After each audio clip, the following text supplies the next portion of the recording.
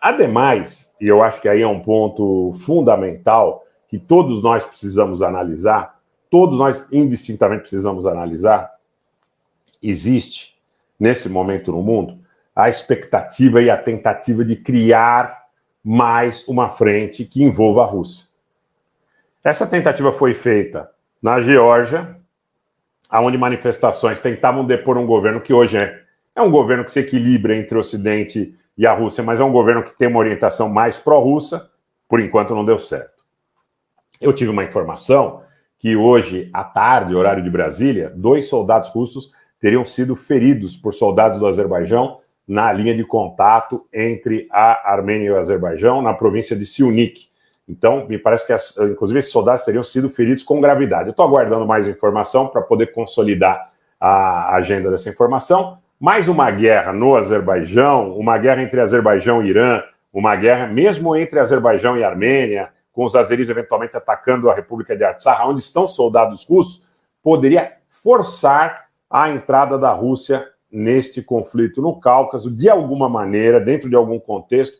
Então, eu vejo hoje o Cáucaso, Geórgia, Azerbaijão, Armênia, Artsakh, a fronteira iraniana, como um ponto de tensão muito grande, onde tentam criar mais um foco de tensão, obrigado Marco Braga, para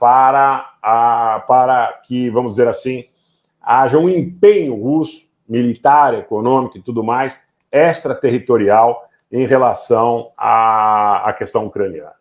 Essa seria mais uma forma, mais uma tentativa de levar o conflito para uma outra situação, para um outro patamar, envolvendo mais atores. Por que foi tão importante, não é? Carlos, a Armênia tenta usar o CSTO. Né? O CSTO é que não quer, nesse momento, participar desse conflito. Tá? Frente Nacionalista, boa noite. Não, eu não acredito que o Azerbaijão tenha capacidade de sequer enfrentar o Irã militarmente. Né? Anteriormente não tinha capacidade nem de enfrentar a Armênia militarmente, tanto que perdeu 2 guerras anteriores em Artsakh, mas a situação de 2020 foi atípica em função de apoios de países que participaram ali, como é o caso da Turquia. Israel armou, treinou, orientou, os britânicos de alguma forma estiveram presentes também, então foi bem complicado. Agora, nesse momento, eu não acredito que o Azerbaijão tenha condição de ganhar uma guerra sequer do Irã. Não tem condição de ganhar uma guerra do Irã. O Irã teria muita facilidade, eu quero crer, pelo que a gente consegue conceber, de ganhar rapidamente, ter avanços territoriais importantes ali na fronteira do outro lado do rio Arax, tá? Não sei até que ponto, gente, a Rússia poderia se envolver. Mas eu ainda quero falar um pouco mais sobre isso, porque a Rússia, na realidade, no Cáucaso, você tem o contato Irã-Rússia dependente dessa passagem pelo Cáucaso. Então, quer dizer, ou para você chegar do Irã até a Rússia, você precisa passar ou pelo Azerbaijão, ou pela Armênia e pela Geórgia. Tá? O problema é que se você ficar dependente da passagem pelo Azerbaijão, você fica na mão da OTAN, porque hoje a alma mater aí, o padrinho do Azerbaijão é a Turquia, que bem ou mal, tá certo? Bem ou mal, é membro da OTAN.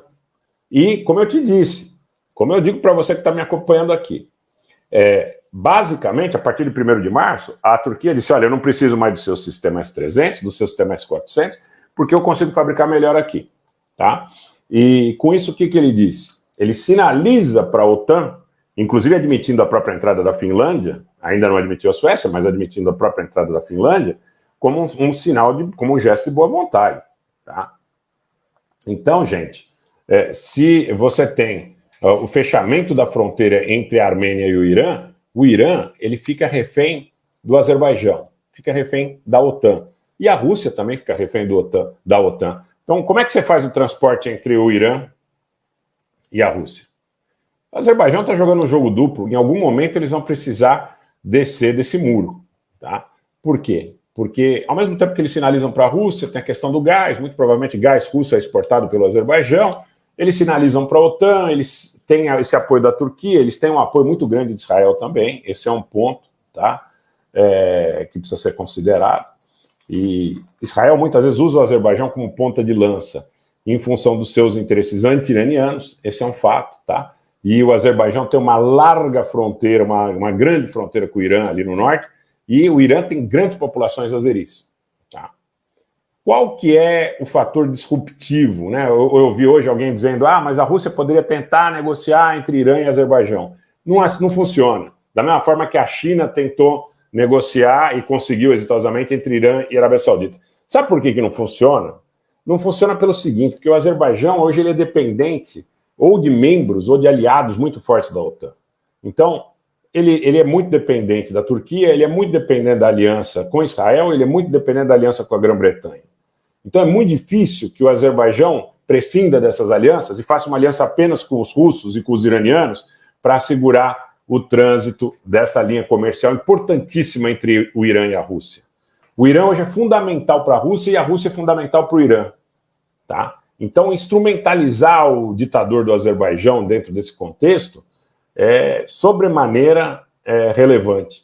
E eu diria que nem para os iranianos nem para os russos deve ser muito confortável imaginar que você teria uma rota exclusiva pelo Cáucaso, dependente do Aliyev. Porque não é dependente do Aliyev, é dependente do Erdogan, é dependente do Netanyahu, é dependente dos interesses de Londres, é dependente das diretrizes da OTAN.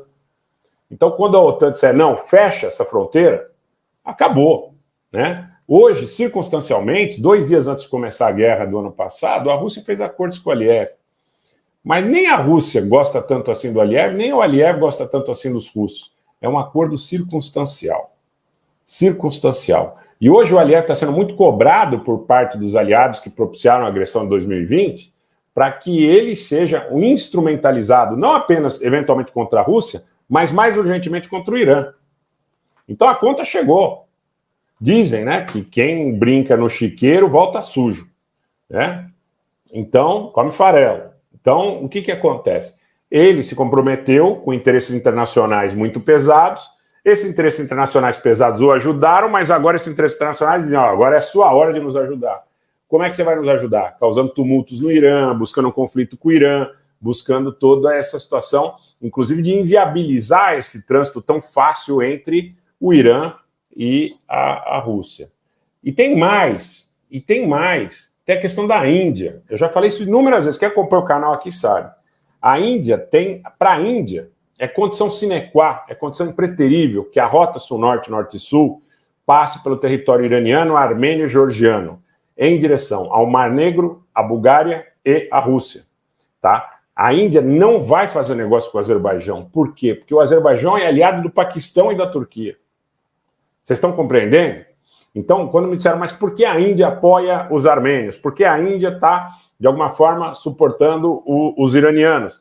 Porque eles têm interesse, fundamentalmente, nessa rota comercial, nessa rota sul-norte, norte-sul, que é fundamental porque a Índia, gente, a população da Índia está passando a população da China.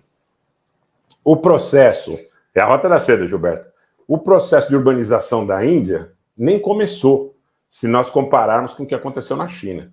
Então eles vão precisar de papel higiênico, de pasta de dente, eles vão precisar de tanta coisa, de tantos bens, de tanta coisa, tá? Para eles ter esses espaços comerciais, essas rotas asseguradas, é condição sine qua non. É isso aí, quem anda com os porcos come farelo come. É isso aí, Sérgio.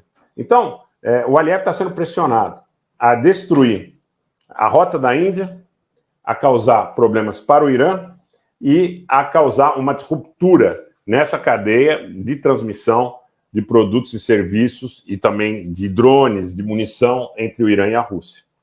É isso que está acontecendo. Agora, por que existe na realidade, não é? Por que existe na realidade Índia e Turquia acabam sendo rivais, sim, Arthur Vinícius, até não só pela questão do Paquistão, mas, veja, a parte da Índia ter rivalidades históricas com a China, para a China, não é negócio que você tenha uma comunicação direta que una a Turquia às repúblicas turquificadas da Ásia Central, porque eles vão parar em Xinjiang. E Xinjiang tem minorias turquificadas importantes que são secessionistas. Tá claro?